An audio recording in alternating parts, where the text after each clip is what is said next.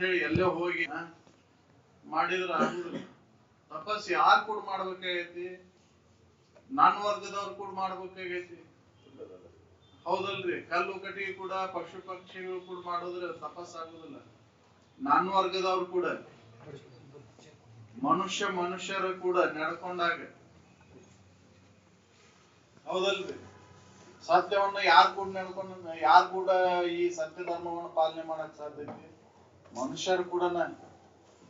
ಪಶುಗಳು ಕೂಡ ಮಾಡಕ್ ನಡ್ಕೊಳಕ್ ಬರ್ತೈತಿ.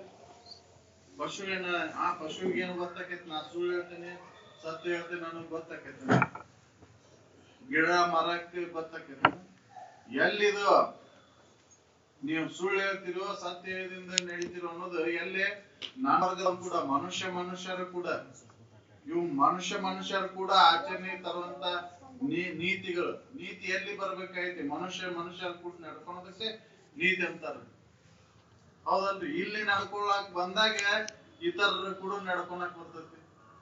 ಇತರ ವರ್ಗದ ಪ್ರಾಣಿಗಳ ಕೂಡ ನಡ್ಕೊಳಕ್ ಬರ್ತೈತಿ.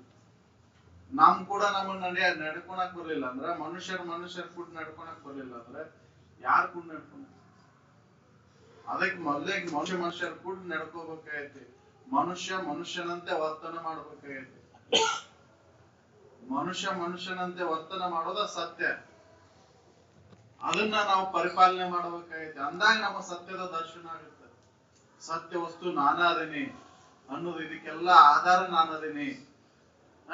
ಮೂರು ಈ ವ್ಯಾವಹಾರಿಕ ಸತ್ಯ, ಪಾರಮಾರ್ಥಿಕ ಸತ್ಯ, ಪ್ರಾತಿಭಾದಿಕ ಸತ್ಯಕ್ಕೆ ಆಧಾರವಾಗಿರುವಂತ ನಾನಾದೇನಿ ಅನ್ನೋದು ಖಾತ್ರಿ ಆಗುತ್ತೆ. ಕನಸಿನಾಗಿದ್ದವನ್ ನಾನ, ಈ ಎಚ್ಚರಿಕೆ ಒಳಗಿರೋವನ್ ನಾನ, ನಿದ್ರಿ ಒಳಗಿರೋವನ್ ನಾನ. ಇದು ಖಾತ್ರಿ ಆಗ್ಬೇಕಂದ್ರ ಮೊದಲಿಗೆ ಉತ್ತಮ ಆಚರಣೆ ಬೇಕು. ಸತ್ಯದಿಂದ ಅದನ್ನ ನಡ್ಕೋಬೇಕಾಗಿತ್ತು.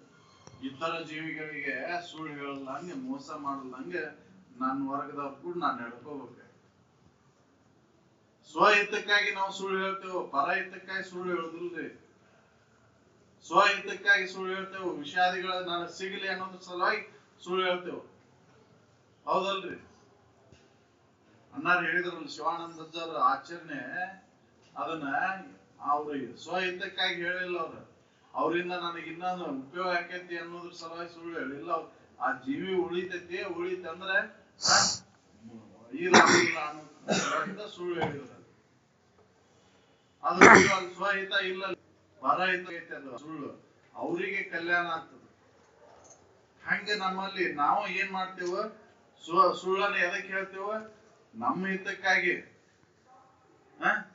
ಹೌದಲ್ರಿ?